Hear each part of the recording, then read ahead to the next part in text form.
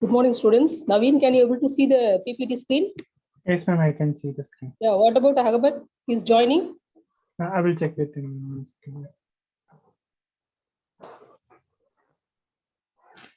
That day we discussed up to, I think we started with the syllabus.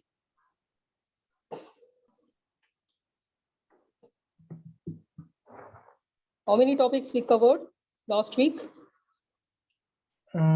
Till the verification validation, so we covered all the testing principles. Okay.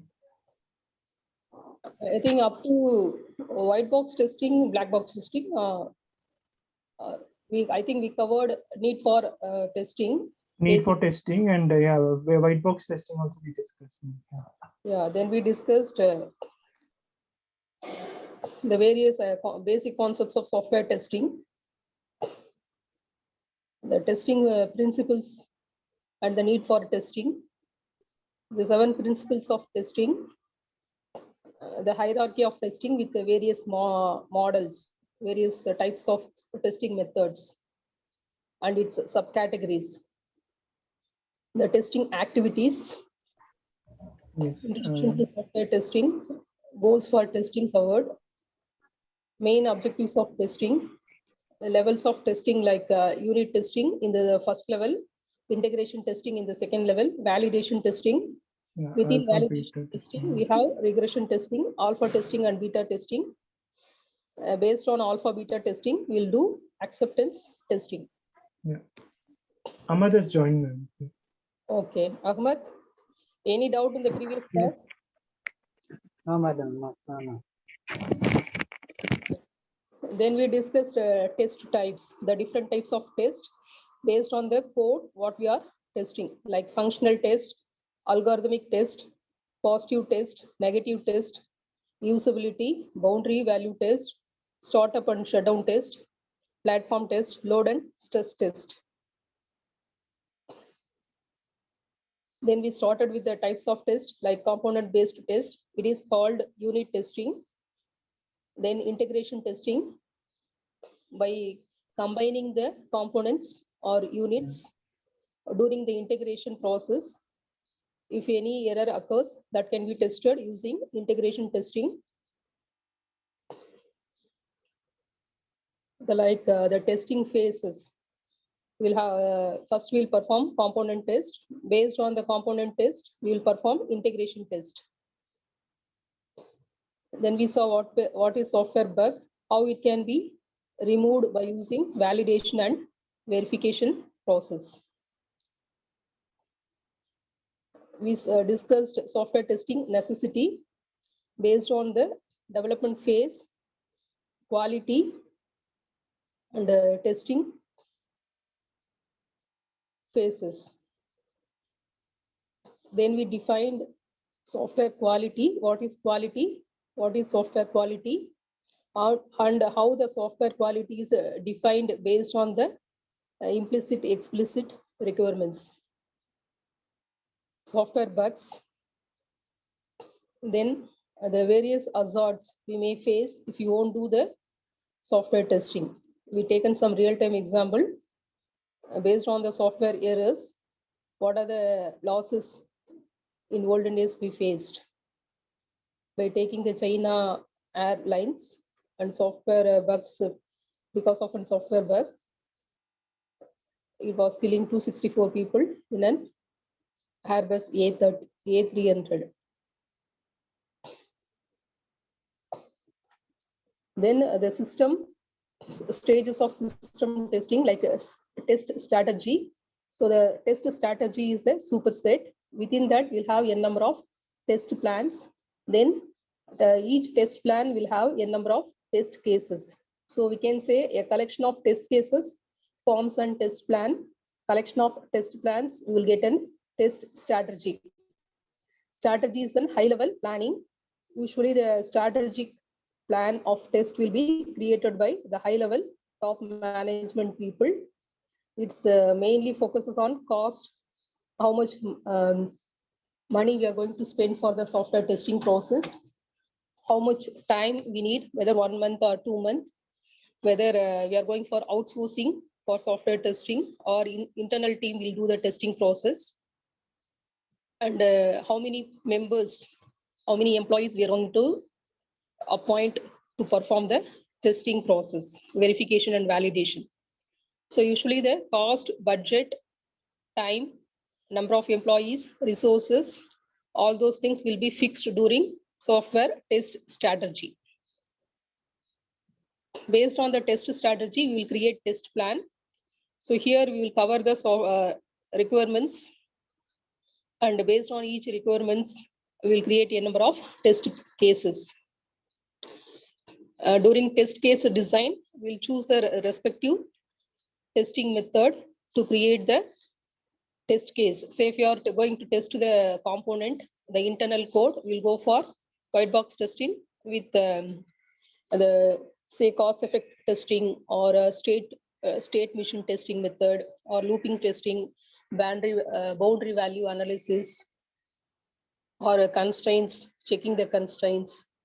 So based on that module, or based on the, if it is a security based authentication, username password authentication module, so according to that, we'll choose the corresponding software testing method. So based on test strategy, test plan, test case, we have test procedure. Each test case will follow on test procedure. Here, a particular method, a method or methodology will be followed. So that will define you the each and every step of your testing process. Based on the test procedure, the test result documentation report will be generated. That report will state all the aspects of your testing process. Say what are the modules we tested, how many bugs we found, how it can be rectified, what are the constraints we need to redefine, whether it's matching with the requirements or not. So all those things will be clearly mentioned in test result documentation. Then comes definitions of quality. So any doubt with respect to test strategy, test plan, test case, and test procedures, and test result No. documentation? So these are the major things you need to know, and what is the difference between each aspect. So in general, if you take test strategy is the superset, within each test strategy, we'll have a number of test plans, TP, a collection of test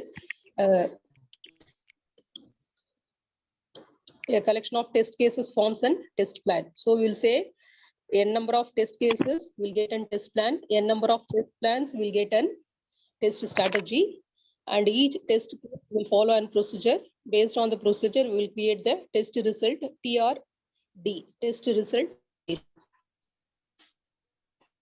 The different definitions of quality based on customer based point of view, manufacturer's point of view, product point of view, product manufacturer's point of view, value based definition, and transcendent definition.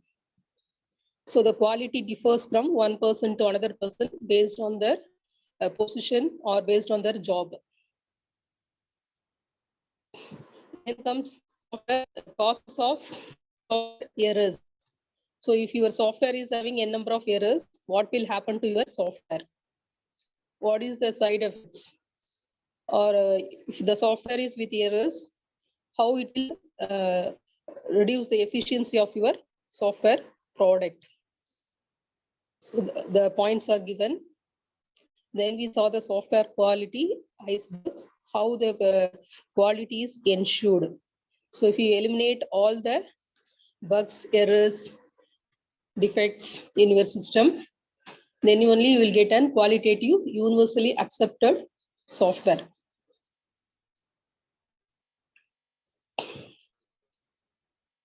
The definition of software quality is given based on the component, process, and requirements. Then the CMM is one of the universally followed model called capacity maturity model, used to evaluate the efficiency of your software product. The same way we are following ISO standardization as well as IEEE standards and the CMMI methods to evaluate and to get the certified effective software product. I think we discussed this point also, differences between quality and grade. So the quality and grade differs from different people. So based on the scenario or the environment or the domain where we are going to use the software, the quality and grade is evaluated. Then we discussed cost of quality in software testing, because once the software is created, after that we are going for testing. So we need to spend some money as well as time to do the testing process. So the testing process involves cost of quality, and it needs prevention cost, internal failure cost, external failure cost. So if your product is failed during the internal testing itself, we need to spend some money to rectify the errors or to update your software. And if your software is failed once it is installed in the on-site, then we need to spend some money to upgrade or to maintain the software in the on-site. The same way, to prevent your software from getting affected from viruses and malwares and unauthorized access, you need to provide security. You need to update the security aspects. For that, we need to spend some cost. The same way, to ensure the quality of your software after development through CMMI model or ISO certification or through IEEE certification, we need to spend some cost, time, manpower, and procedures, certification. So that also involves an cost. So these are the different types of cost associated with software testing, called cost of quality, prevention cost, internal failure cost, and external failure cost. Then comes the total quality management. We will call it as TQM.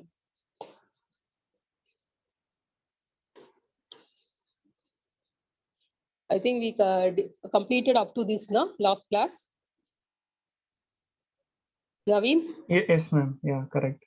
Yes, I think last class we discussed up to total quality management. Maintenance, yeah. Yes.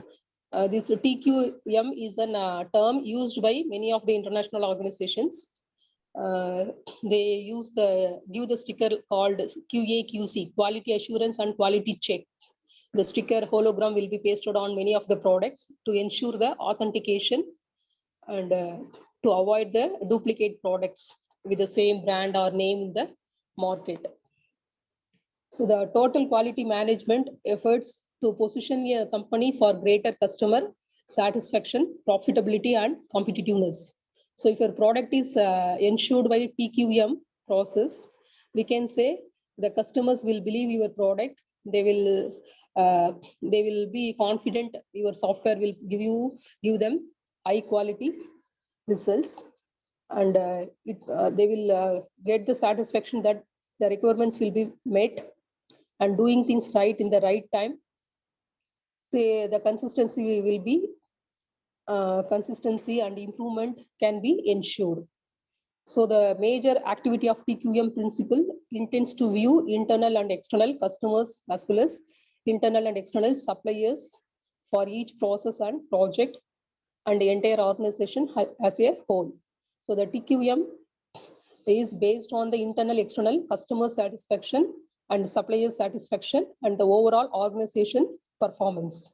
So the TQM will be given to an organization based on their internal external activities, and that ensures the quality and the suppliers and end users feedback.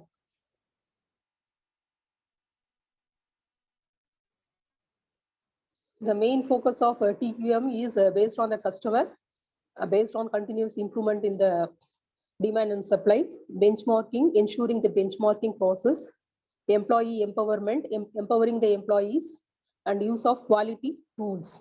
So if your product is TQM approved, it means that you are using qualitative raw material, qualitative tools to create the product. And it means that the employees are empowered, they are given enough training and skill development process so that they are following the latest advanced techniques. The same way, TQM products usually will go for benchmarking. They will get the copyrights as well as they will have the trademarks, and their product will be unique, and there won't be any duplicate product with the same brand and name. And they will go for continuous improvement. They will try to achieve more efficiency. Say they will create the versions. Eventually, they will deliver the product of say Apple iPhone 9. Then after 1 year, you will get to i10, i11, i12. So it means that there will be a continuous improvement in the product. The same way, if you take the Windows operating system, initially we had Windows, I think 94, 95, Windows 2000, Windows XP, Windows Vista. Then we had Windows 2016. So like that, there will be a continuous improvement. Each version of the software will have advanced features. You got the idea? Yeah. Ahmed, any doubts so far? What No, is ma'am, the no. TQM and what are the process we are following in TQM? Yeah, no doubt. Next topic is called software as defects. If your software is having some defects, it's based on the following parameters.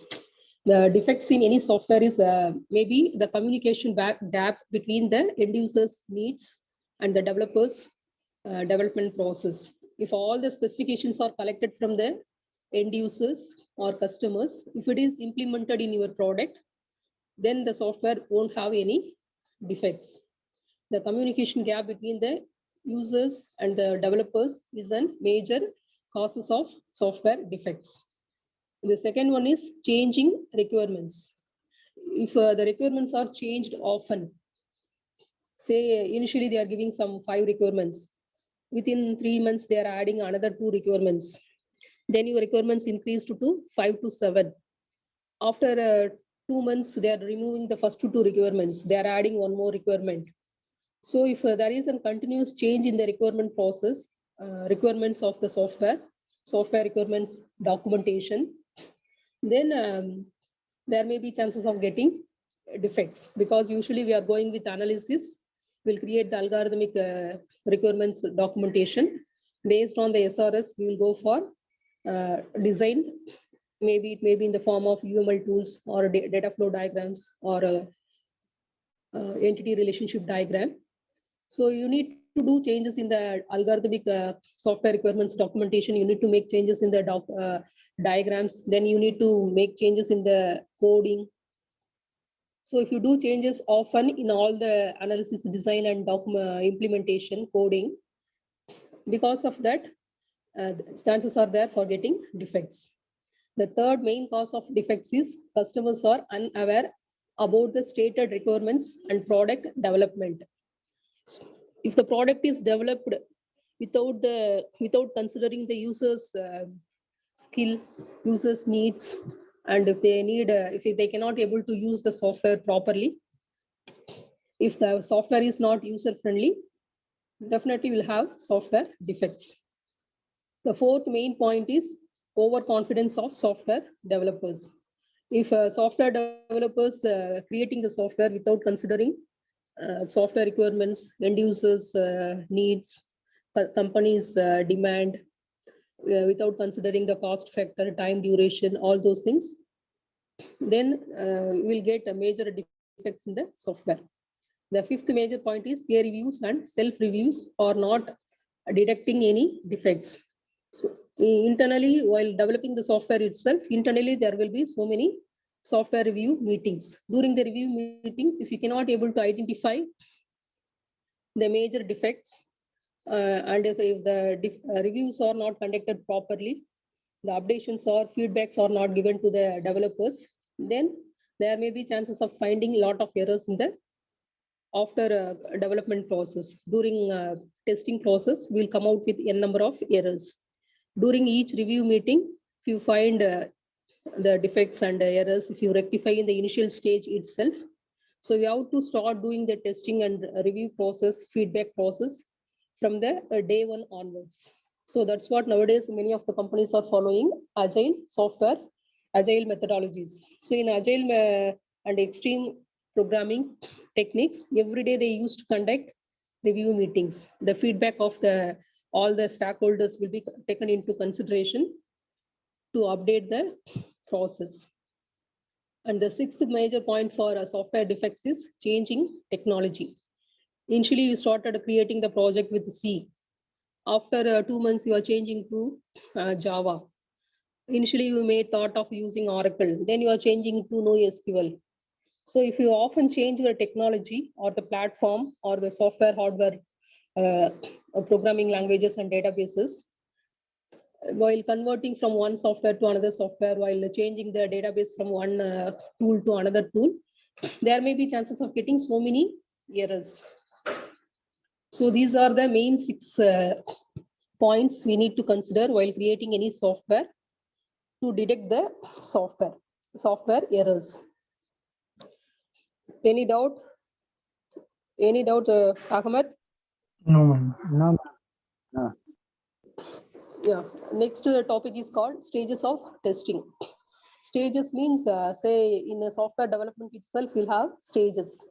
Phase 1, phase 2, phase 3, or we used to say inception stage, development stage, implementation stage, and maintenance stage, or we will say level 1, level 2, or we will say the analysis, design, development, coding, testing, implementation. So these are the stages of any software development process.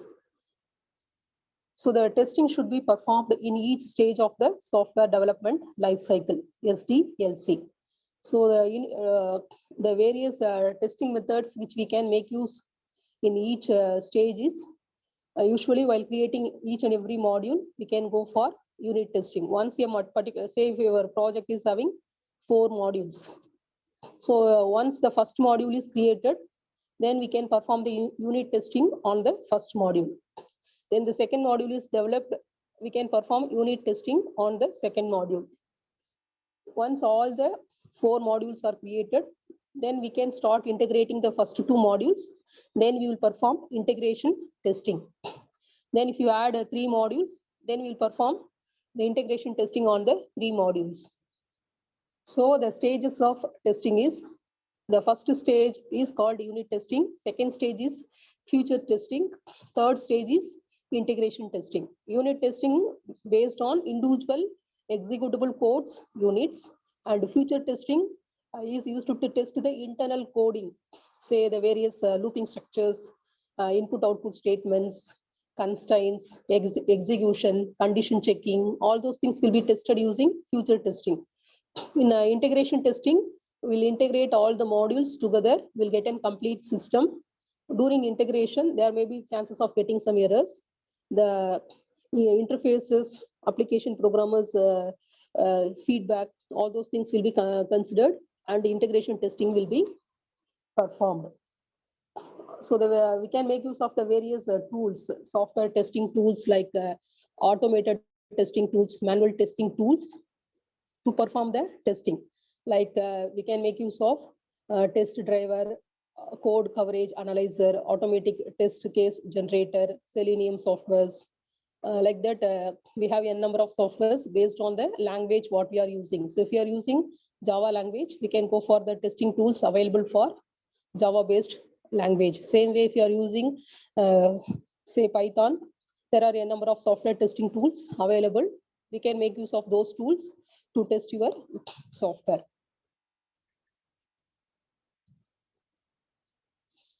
As we discussed, integration testing tests interactions between 2 or more units, components, usually done by programmers, emphasizes on interfaces. So while creating the interface between first module to second module, there may be chances of getting some boundary errors, or there may be chances of we may be integrating wrongly. The input of first module can be given as output of first module should be given as input to the second module, or there should be a parameter parsing, there should be a value parsing. So all those things should be taken into consideration while integrating 2 different modules. The major issues which we may get during integration testing is what order are units combined. So in which order we are combining the units, whether the module 1 is placed first, then we are integrating with the third module, fourth module. So the flow of data between the modules in one direction, two direction, two-way interaction or one-way interaction, all those things should be taken into consideration. How do you assure the compatibility and correctness of externally supplied components?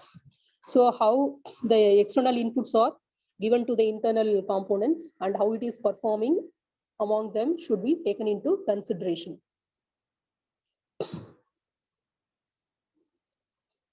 And in the stages of testing, we have testing in the large. So if your system is having 5 components, we can test all 5 components at a time. If there are more than 10,000 lines of code in your software, if you test all 10,000 lines of code at a time, we can say it is testing in large. Or you are taking only the first module with 50 lines of code, only you are concentrating on the 50 lines of code of first module, then it is called testing in small. So if you are testing your software in large as a complete system, we have the following testing methods, like system testing can be used. The system testing methods will test the complete system as a whole. And end-to-end testing, so it will take the first line of code to the last line of code. Each and every line of code will be tested in case of end-to-end testing. The same way, operations readiness testing. So the operations readiness testing is performed to ensure the operability, usability of your software. So each and every line should work perfectly. So these kind of operations readiness testing methods will be used to test the complete overall system. The same way, beta testing, it is also performed after alpha testing. Your software product will be given to third person or third party. They will ensure the usability, efficiency, accessibility, and user friendliness of your system. The same way, load testing, it is done to the complete system. Say how much load, how much data it can process at a time, how many users can access the system. Say for example, if you are registering yourself for online exam, how many students can access the exam portal at a time? If 1,000 students or 2,000 students or 3,000 students, if it exceeds more than 2,000 students, what will happen? What is the response time? What is the throughput? How long it takes to get the input and produce the output? All those things will be tested in load testing. The same way, stress testing is, say how much stress, say if people are giving wrong inputs, if people are trying to access in different aspects, or if the constraints are not satisfied, if exceptional conditions happen, or no power supply, so many breakdowns, if virus is infected. So all those conditions, unexpected conditions, how your system is performing. So that will be tested in stress testing. The same way, performance testing, the overall performance, efficiency, whether your system produces 100% result, accuracy, throughput, efficiency, other parameters, usability, user friendliness, overall, how much memory it occupies, how much time it takes to produce the result. All those things will be considered, those parameters, attributes will be considered for performance testing. The same way, reliability testing. In reliability testing, what we will do? The reliability, whether the passwords are authenticated. If I give wrong password, whether it allows me to enter into the system or not, whether it is a secured one or not. So the security, reliability, efficiency is considered in case of reliability testing. The same way, we have regression testing. So you know very well, there is a major difference between linear and a regression. Linear means it is a continuous process. Regression means we will take the discrete value. So if you give discrete unrelated data in different circumstances, how it is performing, that will be tested using regression testing. So these are the major types of testing with respect to black box and white box. usually tested by using software testing methods. Any doubt so far? So anyhow, we will be studying each and every topic in detail. Okay. The, Yeah. these are the major stages of testing. Say we will study beta testing separate, we will study system testing separate, the types of system testing methods, beta testing methods, the same way reliability testing. Each and every topic we will study in detail. Okay. Then comes the methods called unit testing, integration testing, and system testing. They are interrelated.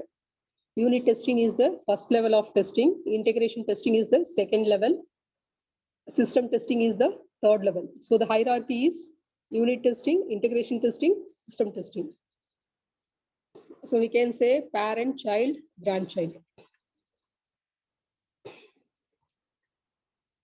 The phases of testing, usually it's based on the procedure or module, what we are testing. Based on the procedure, if it is an authentication or security-based module, we'll use different methods. If it is internal processing layer-based test components, we'll go for different. Say we may go for cost-effect testing or random testing or mutation testing.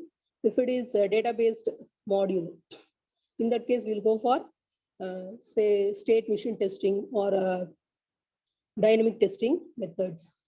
The integration testing is the test the modules work together. Usually the integration testing is performed once you combine the modules. While combining all the modules put together, how it is performing, how it cooperates with each other. And the third one, system testing, it tests the overall software test, overall complete system. And fourth one, acceptance testing, the software will be given to the end user and the feedback of the customer will be collected to know the customer feedback, customer satisfaction, any changes they need, all the requirements are fulfilled or not. So the acceptance testing is performed to get the acceptance from the end users and other stakeholders. Fifth one is alpha and beta testing. Put the software out to user to test. The alpha and beta testing are performed with the end users or the person who is going to make use of the software, and their feedback and performance, other testing parameters like accessibility, usability, user friendliness, all those things will be measured based on alpha and beta testing.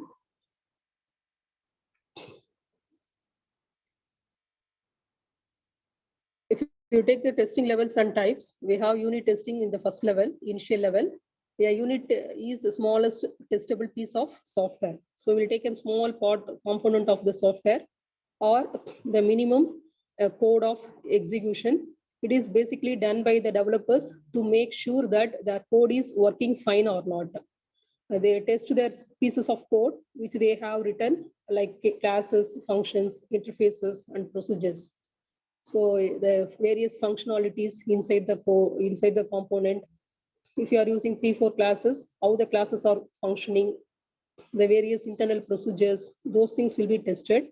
It is a white box testing method. If you know the language, the person or the programmer can perform white box testing. If they know the syntax and semantics of the programming language, then only we can perform white box testing method of unit testing.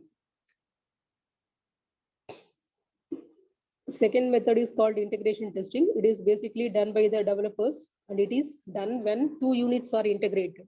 If you are integrating 2 or more modules, then we'll perform integration testing in order to test the behavior and functionality of both the units after integration, how it behaves, how it functions.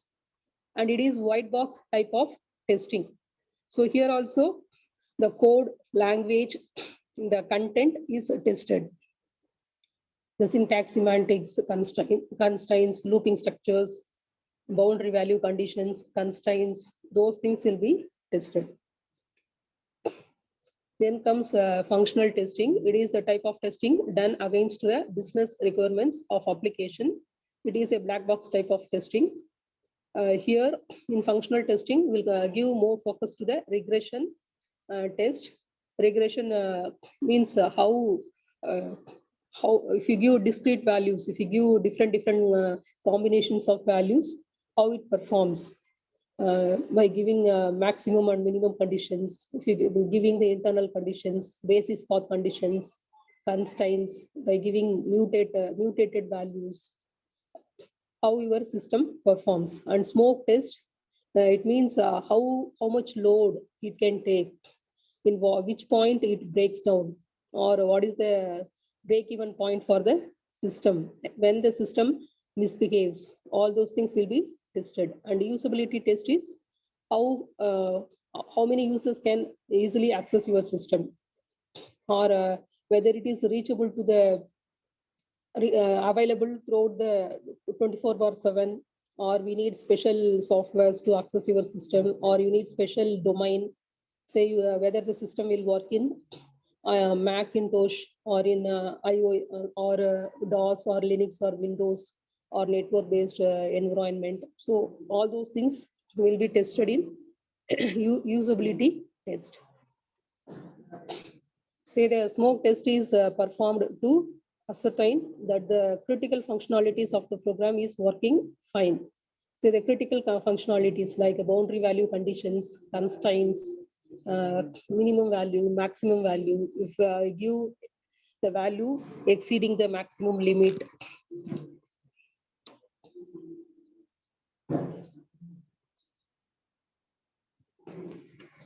so that is the major things tested in smoke test. In regression test, it is always done to verify that the modified code does not break and the existing functionality of the application and works within the requirements of the system. So your regression test is performed by taking the software specification, and the existing functionality will be tested, and how the requirements are fulfilled by the various components is tested. So any doubt with the smoke test and a regression test? No, ma'am. And then comes the usability test. Usability involves making a website's interface easier to use and simpler to understand, so that the user's experience is as enjoyable as possible. Say if the system is given to the end user, they can able to easily access your system. It should be available in the Play Store.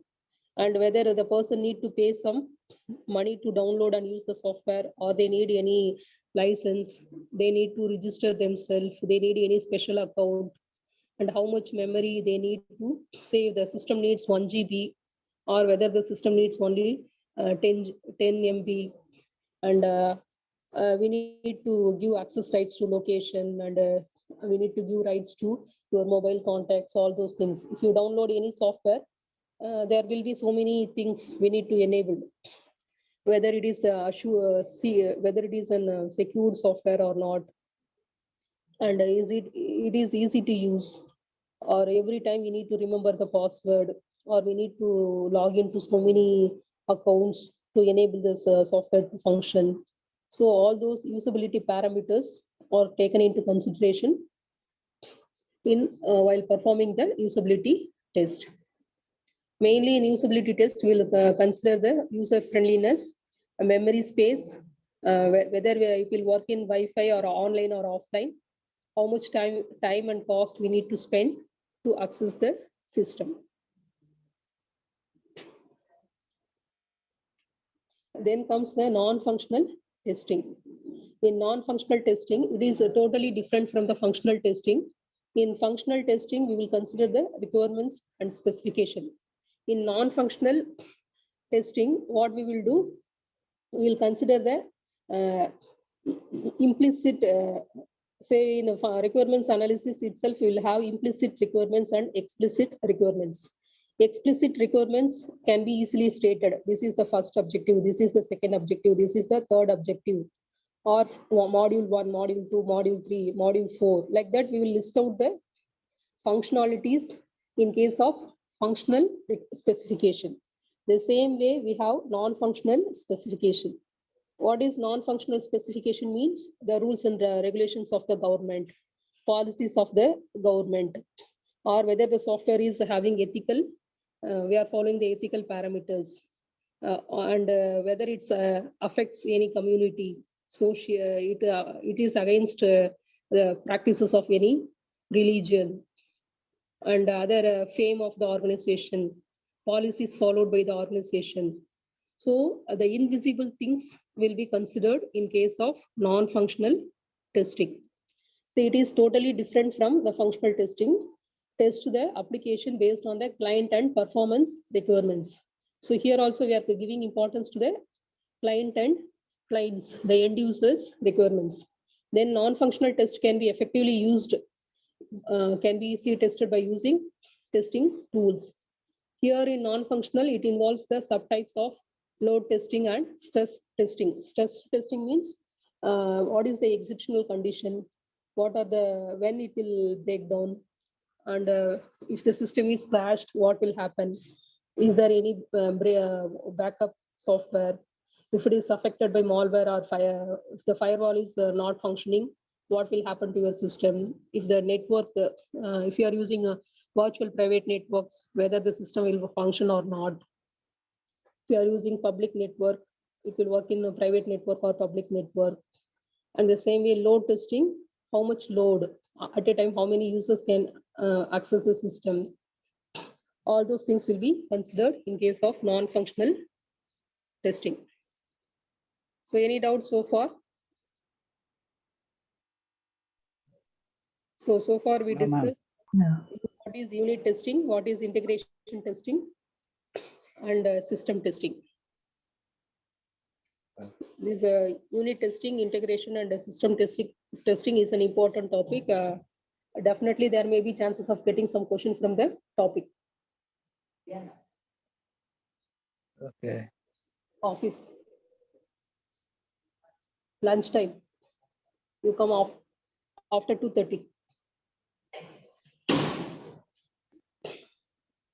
So the next topic is called regression testing, alpha testing, beta testing, and acceptance testing.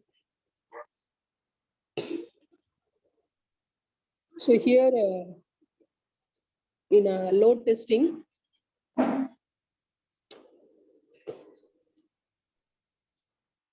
any doubts so far? No, ma'am. So if you take load testing, also known as scalability testing. Scalability means measuring. Measuring means whether 1 centimeter, 2 centimeter, or we can say 10 users, 15 users, 100 users, 1,000 users, we can scale. And during this test, system engineers execute application built under customer expected configuration, and the load is estimated performance. So if 10 users are using the server, if 10 users are accessing the server, how much time it takes to accept your application? If 100 users are submitting their accessing the system at a time, how much time it takes to submit your application? Load or a number of users, based on the number of users, whether the performance increases or decreases can be measured using load testing. The next testing is system stress testing. During this test engineers estimate the peak load. So maximum you can accommodate 100 users or 1,000 users. To find out the maximum number of users for execution of output application, expected configuration to estimate the peak load. So what is the peak load or maximum load your system can withhold? Say the peak load is customer load expected. Say if 1,000 students are accessing online exam, whether the pages can be exam MCQ test, it will display properly or not. If the students are answering the questions, the results answers are stored properly or not. So all those things will be evaluated based on peak or peak load. Peak load is how many users can access or use your system at a time. Then comes the major concept called alpha testing. Usually they will ask some the questions like, what is the difference between alpha testing and beta testing? Or they will say illustrate alpha testing with a real-time example. So it means the first existing first testing should occur in-house with the different operating systems and different browsers. See, once you create your software, the software will be given to the various internal committee members or team members of the same software development team. And the people will start using the software in different platforms. Say if the software is created in Java and MySQL, one person will execute the software in iPad, another person will work in a Unix operating system, another person may run the same software in a DOS environment. The same way Macintosh, Windows, say Unix, Linux, like that, the same software will be operated in different platforms. And while executing the software in different platforms and different domains, they will measure in which platform it performs well. In network environment, how it is functioning. When you are accessing online through remote server, how it is functioning. When you are running the software in Unix operating system, whether the efficiency is very high or not. So the same software is tested in different operating system to evaluate, to measure its performance. An alpha version may not yet contain all the planned features. While checking the software using alpha testing, they may not check all the features. Say some features like security validation may work fast in iOS platform. The same processing layer, internal processing, may work fast in Unix operating system. The same way database components, retrieving the data from the backend and processing the data and updating the result in the again backend databases, that may work fast in Windows operating system. So they will check the overall performance of the same software in different platforms in a particular, based on a particular feature, because each platform is having its own advantage and disadvantage. So in major platform, how it is performing, what are the best features, best results we are getting overall, that will be evaluated using alpha testing. Any doubt in alpha testing? No, ma'am. Yeah. So alpha testing is nothing but running the same software, your software product in different platforms and evaluating its performance and how it performs in different platforms like Unix, Linux, Macintosh, iOS, Windows, DOS, Unix operating systems, and in which platform, which particular module, the efficiency is very high, accuracy, throughput, say how much time it takes, how much memory it occupies, the overall processing speed. So those things will be evaluated with respect to different platforms. The same way we are performing beta testing. In beta testing, it is considered the second phase after alpha testing. Once you complete the alpha testing, then we will come to beta testing. So beta tests are typically external tests to identify any performance issues or bugs prior to an official release. Before releasing or submitting the software or implementing the software on the on-site, we'll perform the beta test. Here, the beta test is usually performed to find out the issues and bugs in your software. Beta test can be open or closed one. It can be done internally or it may be done by the third-party outsourcing test. A closed beta test is used to control the number of users participating. So usually if the testing is performed by the internal same software development team, it will be given to a number of team members and they will test the overall performance. An open test is open to anyone who has an interest in beta testing. So they will give some, before releasing the software, they will send the software to a number of users as a trial version for a trial version of 1 month or 1 month. So if they found any bugs, they can send the bugs to the development team. And if the bugs are really a useful one, they may reward the person who identified the bugs. So the beta testing can be done internal project development team, or it may be given to the open source to all the external members. to identify the bugs and errors in your system. So any doubt in beta testing? No, ma'am. Next comes the UAT. We will call it as user acceptance testing. Usually the final stage of validation. Before performing the validation and verification process, user acceptance testing is performed. So it is conducted by or visible to the end user and customers. The validation and verification is visible to the end users. Usually for ensuring the system is ready for deployment into the production. So once it is deployed in the on-site or it is given to the actual end users, then they will collect the feedback. They will measure the performance. They will record the system log. Through that, they will come to a conclusion whether the system is performing well or not. It is testing is based on the defined user requirements. So usually the user acceptance testing is not performed with all parameters. Only they will pick up some functionalities from the software requirements document.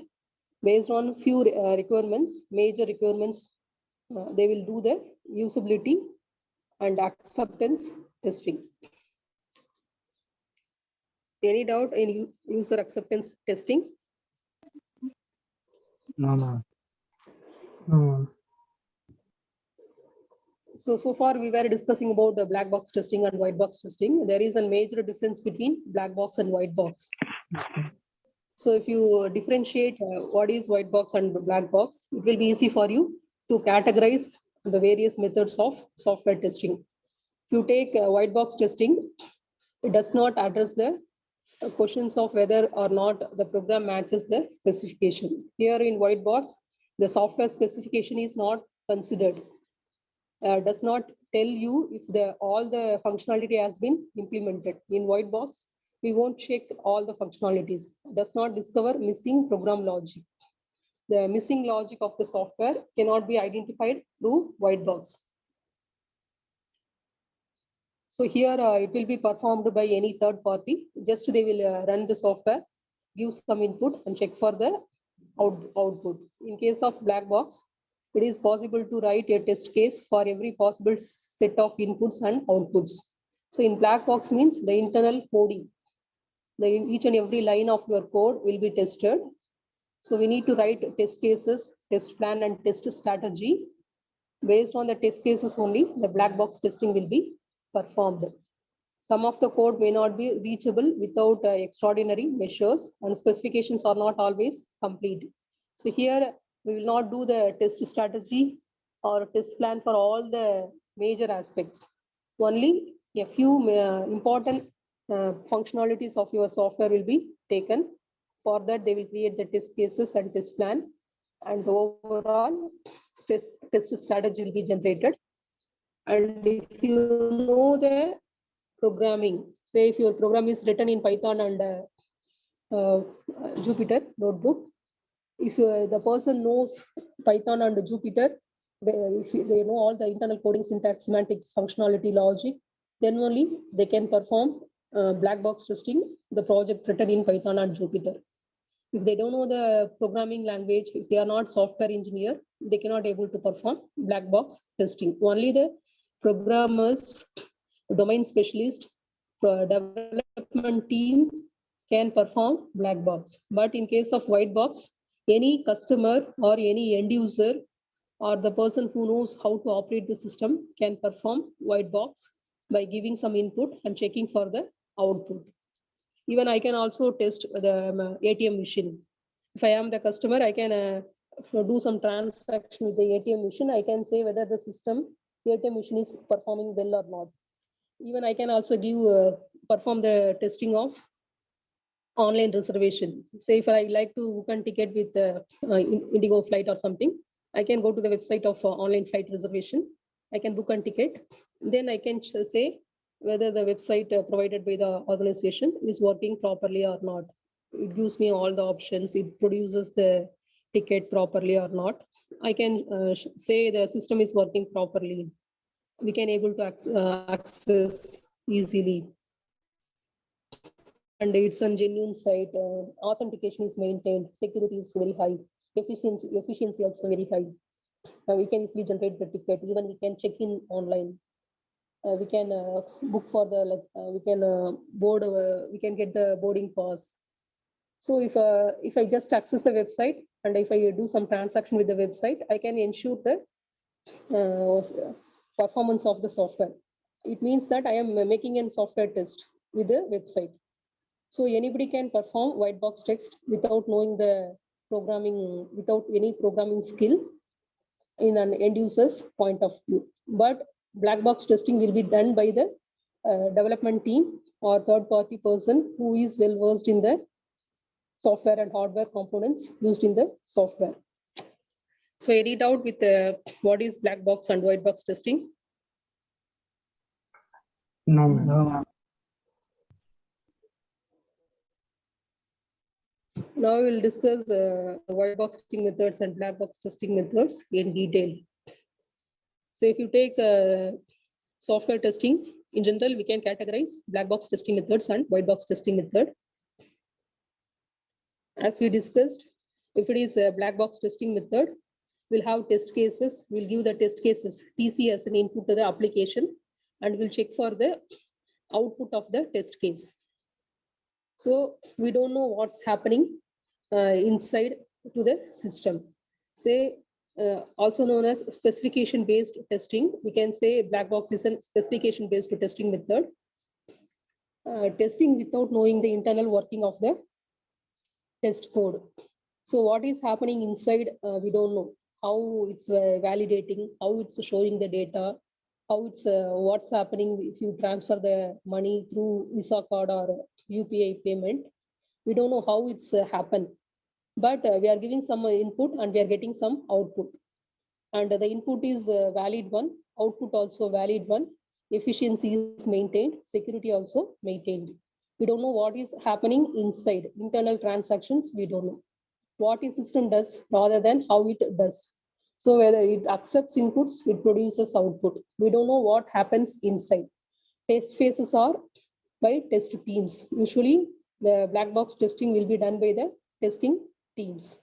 Say the diagram shows you the clear picture of black box testing. We are giving some input while performing the black box testing. What we will do, we'll give some test case input to the application or the software. It produces some test case output. In case of white box testing, also known as structural or glass box testing.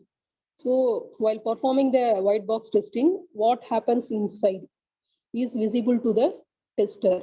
Why? Because it is glass. Through the glass or through the mirror, you can see what is happening inside. Internal processing can be visible to the end user who is performing the test. So if you know the syntax, semantics, programming constructs of a particular language, then only you can perform white box. Testing is based upon the structure of the code. If you know the code very well, then only you can perform testing. Test phases by development teams. So the programmers, the development team can alone perform white box testing. The end user, layman, the person who don't know the knowledge of a particular programming language cannot perform white box. Say the diagram shows you the clear picture because it is a white box is known as glass box testing. The internal processing is visible to the testing team. Say we are giving test case input, where the input is given to the first module, then it goes to the processing module, and the output is saved in some database. Again, the output is given to some other core database. So each and every transaction, each and every internal process is clearly visible to us. If some error happened in any particular module, we can easily trace out. And we can check the syntax and semantics of each and every line of code in your software. So the white box testing can be done only by the programmer, and it produces the corresponding output. So any doubt with respect to white box and black box testing? No. No, ma'am. Next, we are getting the concept called verification and validation. Okay. So usually we can see a sticker on the products. Say if I am buying a mobile, I can see the sealed mobile package. I can see a sticker, hologram sticker. I can see a sticker called QA, QC, quality assurance and quality check is done. And Yeah. you can see a label, a barcode sticker, and it will be completely in package, completely sealed. So it means that once the product software or any product is developed, they are going for quality check, quality assurance, especially if it is software product, we are going for software quality assurance. The software quality assurance will be ensured through the internal quality assessment team as well as external third party quality testing team. Then it may go to ISO standardization certification, or it may go to IEEE standardization, or we may go for CMMI model certification. Based on all those things, stickers will be pasted in the manufacturer, developer, who is trading. All those details we can find on the complete package. So all those things ensures the software is a verified and validated one. So what is verification means? Typically, it involves reviews and meetings to evaluate the documents, plans, code, requirements, specifications. This can be done with the checklist. So they will have n number of checklists. You can see on the package itself, one mobile in the box, one adapter, one Type-C cable, one say screen guard or some pouch, and what are the one manual, warranty card. So it will have the checklist. So from that you will come to know what is the specification, what is the RAM, ROM, what is the operating system. So everything will be specified on the even if you are going to buy an say the antivirus software or a firewall or any licensed software, you can see the complete specification about the software mentioned on the sealed package. So usually the verification is done after the quality assurance is given, and the checklist will check each and every parameter is verified, and inspection is done based on the verification list. And validation means typically it involves actual testing and takes place after verifications are completed. Once the verification is done, then it will go for validation. They will once again validate, and they will ensure QA is done and QC is done. Quality check is done, then quality assurance is given. Then the hologram sticker is given, originality sticker is given, the barcode sticker is given, and everything is complete. So there are, once the product or software is developed, it will come across so many say internal checking, external checking, then QA, QC, certification, hologram, originality. It will go to the dealer, then it will go from manufacturer, it will go to dealer, then it will go to the distributor, from distributor it will come to the retail shop. So like that, it crosses so many stages. So all those stages ensures that it is a validated product. Validation and verification process continues in a cycle till the software becomes defect free. So why we are performing the validation and verification means to ensure your software is free from any defect. Manufacturing, it's free from manufacturing defect, it's free from testing defects.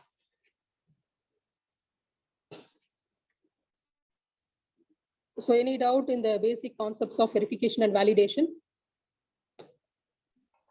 No, ma'am. So if you see the internal operations of verification and validation, they have given a lot of points.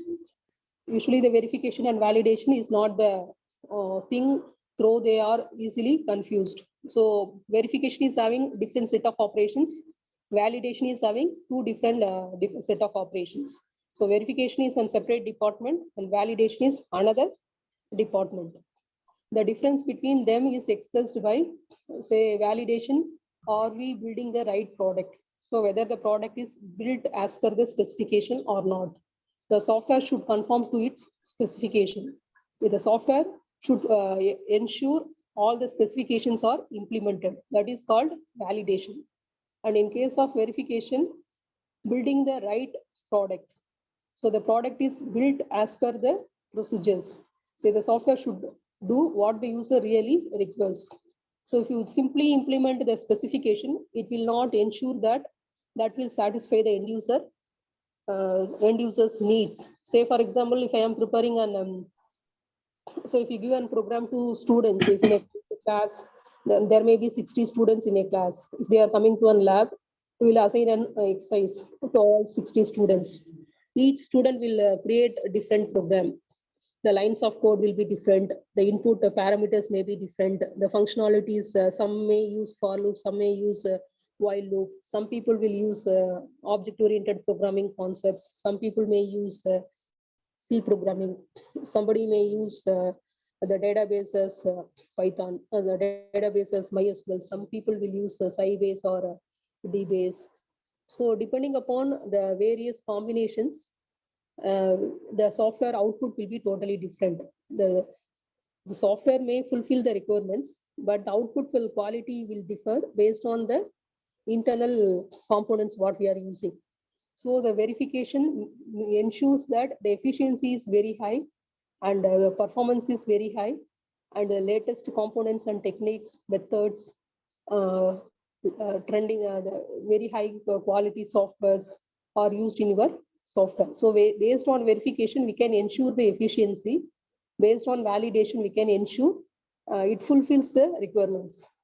Say verification is the process of determining whether the output of one phase of software development conforms to the previous one. So the output of one component can be used by another component, and it produces the required output. And verification involves checking of function and non-functional requirements to confirm the specification. The functional and non-functional specifications are used properly implemented, then we can say it is a valid product. But in case of validation, it determines whether the fully developed system conforms its requirements and specifications, and it carried out after checking conformance to the system to its specification, whether the efficiency is attained and whether it can be used for another 10 years or 5 years. So if you are developing your software using C and MS Access or C and Oracle, now we have advanced softwares like Python and say Anaconda, Jupyter Notebook. So that it will process a huge amount of. We can go for big data analytics. We can go for we can perform so many. The large amount of database can be easily accessed. But if you use very old softwares, that can also fulfill your requirements, but the efficiency and usability for a long time cannot be attained. So the validation ensures whether the advanced features are implemented in your software or not. So any doubt with respect to verification and validation? So this verification and validation is also an important topic. You should know the major difference between verification and validation. The difference is very minor, but you can able to clarify or illustrate the major points in between verification and validation. Okay.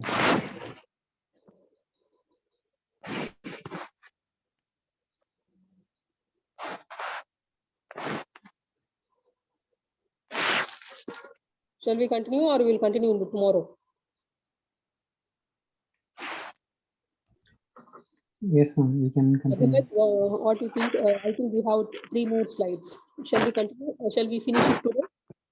Unit 1? Okay, ma'am. Yeah. I think we have another 4 slides. So based on the verification and validation, we are talking about quality assurance. So if you perform all the unit testing, integration testing, system testing, alpha testing, beta testing, usability testing, then verification and validation, if all those things are done properly in your project, then only we can assure the quality of your software. So the software quality assurance is the process to develop high quality software product. It is a set of activities designed to evaluate the process by which software is developed and maintained. So the quality assurance ensures that you followed the standard procedures, and say if the raw material is good, and if you are following an standard methods, and if you are producing the output, then only the quality will be good. Say for example, the same software or the same product can be manufactured from a small company to a big company. So if you go to a small company, if they are making an cool drinks, local product, local cool drinks or something, so the quality will be different because the raw material what they are using, the color what they are using, the sugar what they are using, the say the preservatives, bottling, cleaning, packing, delivering, they may not follow the standard methods and standard procedures. But if you go to the international standard products, they will follow the standards. So it will have its own trademark, it will have its own coloring, the ingredients are clearly mentioned on the bottle, the raw materials are clearly mentioned, where it is manufactured, who is the dealer, who is the distributor, what is the, when it is manufactured, what is the expiry date, cost, MRP, everything will be clearly mentioned on the labels. So the same way, the quality assurance is not only based on the output. What is your raw material? What are the methods you are following? What is the end product? And how the product is performing. So based on every parameter, the quality is ensured. That's what if you go for ISO, they will give some set of 10, 12 principles.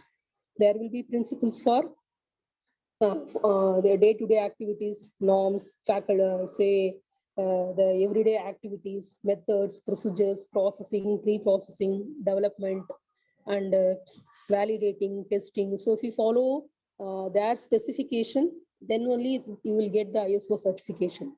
The same way, if you go for CMMI certification, they will give their own standard methods that should be followed in each and every stage of your product development. Then only you will get the, if you maintain all those documents, then only you are eligible for getting the CMMI certification. So it's not only the input and output, it's based on the processing as well as the standards and norms followed in everyday activity.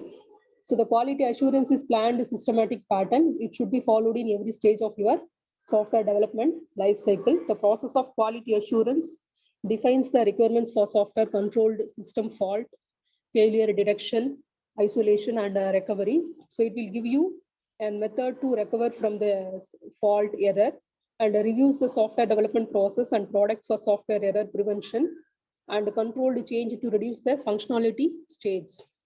So it's controlling the overall process. It gives guidelines and best practices, methods to be followed in each and every stage. It defines the process for measuring, analyzing defects as well as reliability and maintainability factors. So it's having its own standard measures for analyzing to ensure the reliability and to maintain the various parameters. So based on that, what is the definition of quality, software quality assurance means? The software quality is the conformance to the explicit stated functional and performance requirements, explicitly documented development standards, and the implicit characteristics that are expected professionally developed software team. So we should use a professional software development team, as well as we should ensure the conformance of the quality in each and every stage of your software development process. I think this we discussed. In the same way, if we were discussing about the test plan. So we discussed a test strategy, TS. We'll have a number of test plans, TP. Each test plan will have a number of test cases, TC. So while creating a test plan that is used to identify the defects in your software code, how it will look like, what is the document or template we need to follow means, the test plan is a document consisting of different test cases designed for different testing objectives and define different test attributes. The plan puts the test in logical and sequential order as per the strategy chosen. It may be based on top-down approach or bottom-up approach. The test plan is matrix of test and test cases listed in order its execution. So they are telling you while creating any test plan, we can follow top-down approach or bottom-up approach. So you know very well, top-down approach means we will first we will have the header files, then we'll have the declaration part, then we will declare all the variables, constants, and functions. Then we'll define each and every. We'll have declaration. Then we will define. We will assign initial values to the variables, constants, functions, everything. After implementing and defining all the functionalities, then comes the main function, and we'll execute all the functions through the main.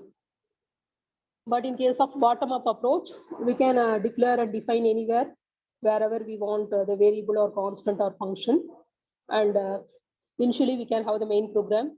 While executing calling the function, there itself we will declare the local variables, and we will define the functions and the variables, constants anywhere in the program. So like that, while creating a test plan, we can follow top-down or bottom-up approach. And the test plan is part of the test strategy. And a test strategy will have a number of test plans, and each test plan will have a number of test cases. So while creating a test plan, we need to mention the name of the project, what is the project ID, who is the project manager, and quality assurance manager name. And we'll have a template or table which contains the test plan details, the test name, what is the test ID, when it is date of the test, what is the ID, who is the tester, what is the name of the testing person, and what are the test constraints he checked, whether the test is completed or not, and whether the test is successful or not. So all those things will be documented using the test case, test plan template. So here they given you some testing softwares, or the automated and manual testing softwares, which can be useful for ensuring the quality of your software. Say we have the software called JMeter. It is usually used for, it is an automated software testing tool. It can be used for testing your load and performance. The same way we have Selenium software. It is used to test most of the web-based applications. And we have OpenSTA. It is an open systems testing architecture. Here it is used to check the overall architectural pattern of your software. The same way we have WebLoad. It's called the best load runner alternative. So using this, we can test the overall web-based applications based on the load. How many users can access, what is the throughput, what is the, how many logins is allowed, and whether it is a concurrent system or offline system, online system. All those things will be ensured. And we have another software testing tool called Grinder. Any Java-based software can be tested for load testing framework. So I think many of the softwares like Selenium, WebLoad, and JMeter are freewares or open source freeware softwares. You can download and you can check, you can try, you can check how it is, what are the options we have. And if you download the software JMeter, if you have any Java program, you can submit the program to the JMeter software, and you can check and you can detect any hidden errors in the software. And for your future reference, you can go through the YouTube channel, this particular YouTube video that will give you an overall details about what is the testing, test case, test plan, test strategy, black box testing methods, white box testing methods, stages of testing, levels of testing, and the testing in large, testing in small, and other open source softwares. All those details, they given you an overall view.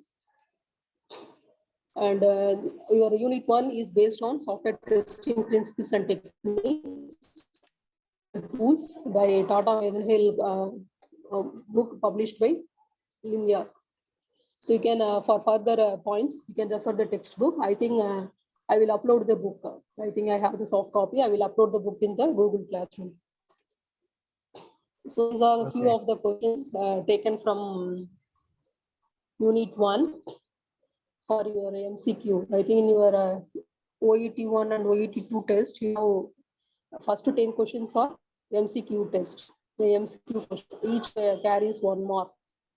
Mostly the questions will be done from the text and the reference books. So the first question is the quality as dramatic cost implementation on prevention, appraisal cost, advertisement cost, prevention and appraisal cost. What is the answer for the first one?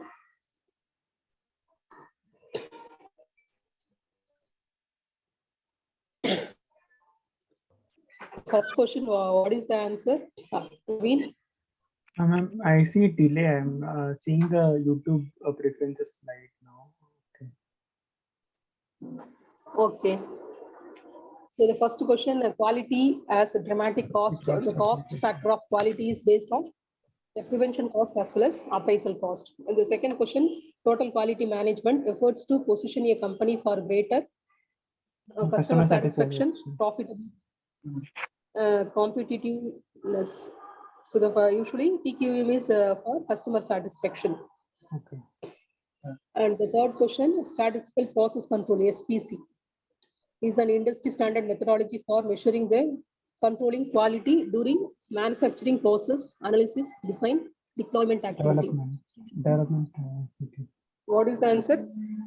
Development activity. Yes. So I think I already uploaded this material in a Google Classroom now. Yes, ma'am. Yeah. Yeah. So please, I will create an activity in Google Classroom. Okay. You try to find out the answers for the 2 assignment questions. As we discussed already, we'll have assignment 1 based on module 1, Okay. and based on module 2, you'll have 1 quiz MCQ of 25 questions for 30 minutes, 25 marks. Then based on unit 1, module 1 and module 2, you will be having OET 1 test. Mm. Then based on module 3, you'll have 1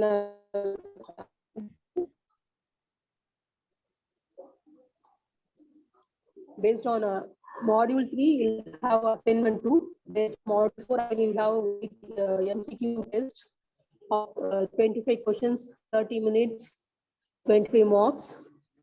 Again, based on module 3 and module 4, you'll have open-ended test, OET 2 for 20 marks, scaled to 10 marks. Okay. Because you have 50 marks internal now. So assignment carries 5 plus 5 marks. This MCQ quiz carries 10 plus 10 marks. OET 1 carries 10 plus 10 marks, OET 1 and 2.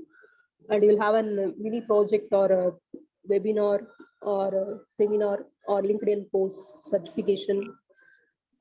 So if you attend the LinkedIn post, you produce the certificate, that will be counted for 10 marks. So total 50 marks internal, 50 marks for semester end exam, university exam.